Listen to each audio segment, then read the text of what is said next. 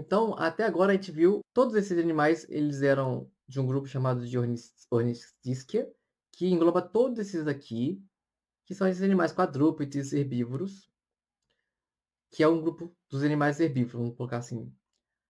A gente tem depois o grupo dos saurópodas, que é o segundo grupo, que é um grupo separado, que é diferente, que são esses animais pescoçudos, e que é um grupo separado. Então, aqui tem só esses quatro, né? Mas vamos, se a gente fosse separar, seriam esses quatro.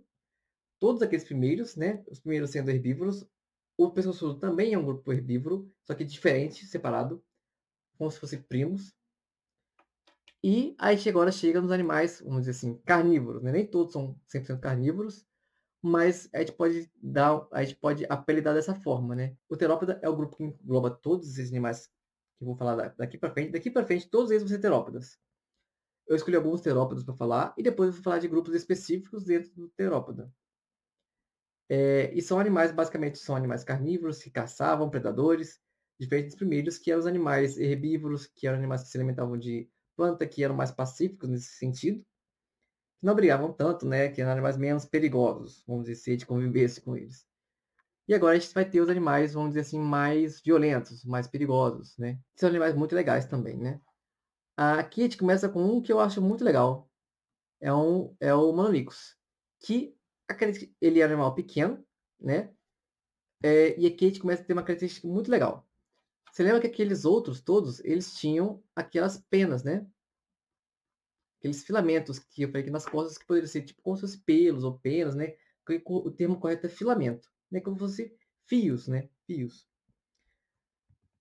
E isso era o máximo que tinha naquele lá. Todos aqueles grupos era o máximo que existia desse tipo de filamento. Aqui nos próximos animais todos vão ter a tendência, nem todos vão ser 100% isso, mas a tendência deles é todos eles terem esses filamentos, ao ponto de que esses filamentos se tornassem penas. Esse animal aqui, por exemplo, ele está repleto de penas. Só que, pensa assim, como se fosse um pintinho, um patinho. Esses animais, eles têm aquela peninha bem fininha, sabe? Que é como se fosse um monte de pelinho, mas são penas, são filamentos bem pequenininhos, felpudos, né? E aqui, nesse aqui, eu quis mostrar mais ou menos essa ideia, como se fosse daquele jeito. Como se fosse aqueles peninhos bem pequenininhos. E esse animal era quase que 100% com o corpo desse jeito. Aqui eu mostrei aqui com a cabeça dele tendo essa parte do bico à mostra, que é possível, que existe alguns registros dessa forma. Alguns animais a gente consegue ter uma liberdade para ter uma criação do pessoa que é o paleoartista, né, de que é quem desenha esses dinossauros. Alguns dinossauros não, alguns dinossauros eles são são registros bem conhecidos e não tem como a gente inventar porque ele era daquele jeito. Nesse caso aqui, eu coloquei essas peninhas bem mais curtinhas, mas ele poderia ter penas um pouquinho maiores, né? Aí fica assim, na critério de quem é o pesquisador que está fazendo aquela pesquisa, de que pediu o desenvolvimento do dinossauro. Então, algumas variações sempre vão existir. Aqui é legal porque, como a partir desses animais também, o que ele tem são penas, eles podem ter os mesmos padrões de outros animais que a gente conhece, né? Como as aves. Possivelmente ele tinha o corpo dele com cores possivelmente parecidas com a das aves. Então, do jeito que você vê qualquer passarinho colorido, você pode fazer desse jeito nos dinossauros que têm penas. Alguns existem registro de cores, as penas foram conseguidas a partir do fóssil, a gente conseguiu encontrar a cor que tinha naquela pena. Eu vou te mostrar um que tem essa característica bem determinada. Só que nem todos são assim. Alguns a gente sabe que tinha penas, mas não sabe a cor das penas. Então, eu só coloquei aqui penas em animais que realmente tinham penas. Não inventei penas em outros animais diferentes. E os que têm penas coloridas com a cor certa, eu vou falar com vocês na frente. É legal porque esse animal aqui, ele é o Mononicus, né? O mono vem de um, que é a característica dele bem legal, que é esse aqui, ó. Ele não tem mão, ele não tem pata na frente.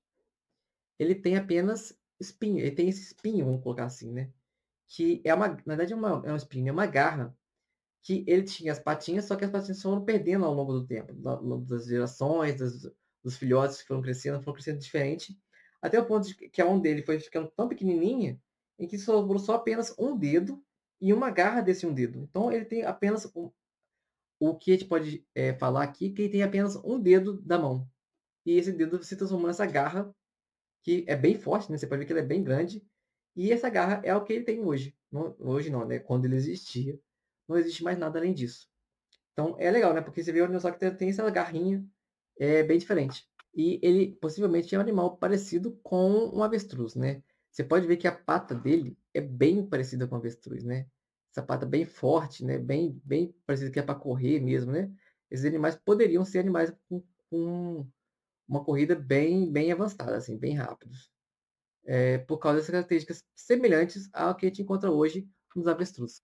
Aqui a gente tem o Dilophosaurus. O Dilophosaurus, ele aparece no Jurassic Park. Não sei se você já viu o filme, é um filme que tem vários dinossauros. Muitos deles estão errados, né. Aqui eu quis trazer os dinossauros como eles seriam de forma correta. No Jurassic Park tem muitos dinossauros que ficaram muito famosos, mas a maioria está errada. Então eu quis corrigir todos aqueles dinossauros durante esse livro. Aqui, o Dilophosauro, ele tem essa crista aqui, tinha essa crista também no filme, né. Depois você pode reparar que ele vai ter essa crista realmente no filme. Só que ele tinha essa crista e tinha também aqui uma aba que ficava no pescoço, guardada. E quando ele queria, ele abria isso aqui como se fosse um leque para jogar veneno. Então, tipo assim, ele tinha um leque, ele tinha a crista e ele tinha veneno, ele cuspia o veneno. Então, tipo assim, uma invenção que não faz sentido nenhum. Ele não tinha esse leque e nem tinha veneno, mas ele tinha a crista, porque a crista foi registrada em fóssil. E aqui também a gente encontra de novo aqueles filamentos. Eu falei que esses dinossauros agora vão ter todos eles têm essa tendência a ter esses filamentos e essas penas. Alguns não vão ter, mas a tendência é que todos tenham. As espécies agora são mais propensas a ter esse tipo de estrutura. Aqui eu coloquei esse dinossauro que também aparece no Jurassic World, no último filme, se eu não me engano. Ele era um animal muito grande, muito alto, e ele tinha as maiores garras que já foram encontradas entre os dinossauros. Que as mãos dele eram essas garras gigantescas. Então, tipo, poderiam fazer um estrago danado com essas garras desse tamanho. Era um animal herbívoro, apesar de estar no grupo dos animais carnívoros, é um animal herbívoro, né? Isso pode acontecer. Existe, por exemplo, existem vários animais que ao longo da evolução eles invertem a tendência do grupo dele. Por exemplo, o lobo-guará é um lobo, mas ele come fruta, na maior parte do tempo. Então, ele não é um animal carnívoro como se pensa que um lobo é. Apesar de que a tendência do grupo dele de carnívoros, ou que são canídeos, são lobos, né? Animais que comem, que caçam, né? Então, comem carne e que caçam. Só que no grupo do lobo-guará, a maior parte da alimentação dele é feita por frutas. Então, tipo, existe isso pode acontecer. O Terizinossauros tem essa característica. Apesar de ele ter essa característica bem amedrontadora, ele não era carnívoro, ele era herbívoro, mas mesmo assim ele era um animal que podia se defender de forma bem forte, né, com essas garras. É possível também que ele tinha essas penas, né, essas penas a gente consegue ter acesso, só que aqui, por exemplo, eu coloquei essas penas de forma mais singela, mas existe a possibilidade de que ele tinha muitas penas, muito mais penas aqui na cauda, como se fosse uma ave mesmo, entende? Então, eu fiz de forma mais conservadora nessas penas, mas existe a possibilidade que eram penas desse jeito aqui, ó, bem chamativas. Então, se você quiser desenhar penas dessa forma, você pode fazer também que estaria válido também essa representação. Aqui a gente encontra nossa segunda espécie brasileira, o Ubirajara.